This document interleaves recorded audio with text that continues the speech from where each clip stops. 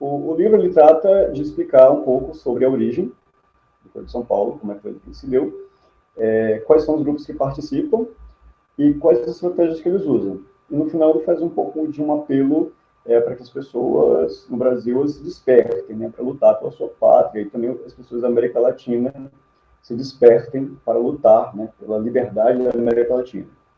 Muito bem, então ele começa falando um pouco sobre a origem do problema, né, que é o Foro de São Paulo. O Foro ele começa em 1990, né, então o Partido Comunista Cubano, né, Fidel Castro, e Lula, né, o líder do Partido dos Trabalhadores brasileiros, né, do Brasil, Partido dos Trabalhadores que não trabalham, né, como a gente gosta de dizer, eles se reuniram e convidaram vários grupos, né, da América Latina. Dentre esses grupos, inclusive alguns grupos de guerrilha, né. Mais tarde você vai ver a assinatura lá da participação dos Tupamaros, que era um grupo de guerrilha que pregava a revolta armada, que eles usavam o nome do Tupac Amaru, né, que era o ditador Inca.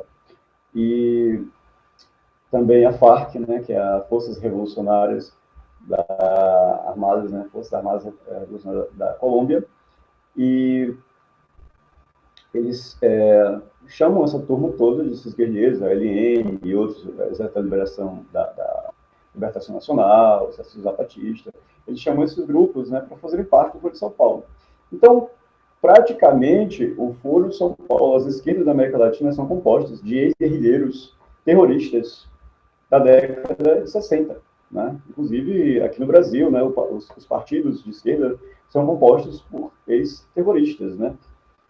Um exemplo de Dilma Rousseff, que fazia parte do Valpalmares, né, que promovia execução, invadiram a casa de armas de Ana, roubaram muitas armas lá, tá? Dentre esses grupos também haviam grupos que faziam atentados à bomba, tá? Isso tudo acontecendo do país, né? Faziam execuções, e é interessante notar o seguinte, né, que eles não lutavam por democracia coisa nenhuma, né, como eles gostam de apregoar.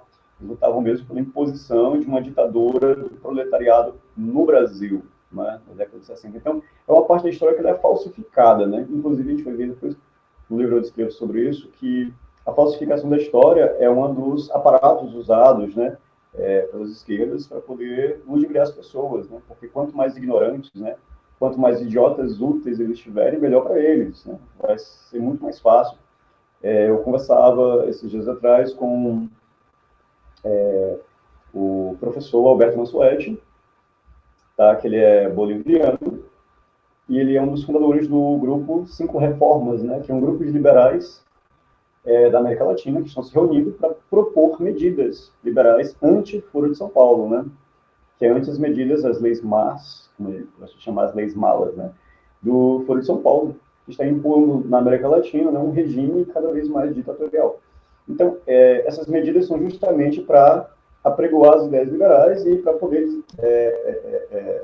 desbaratar nessas as estratégias foristas pelos próprios mecanismos democráticos, né? Porque a via liberal sempre vai procurar a linha da democracia, ou seja, das leis, né, dos aparatos democráticos, para poder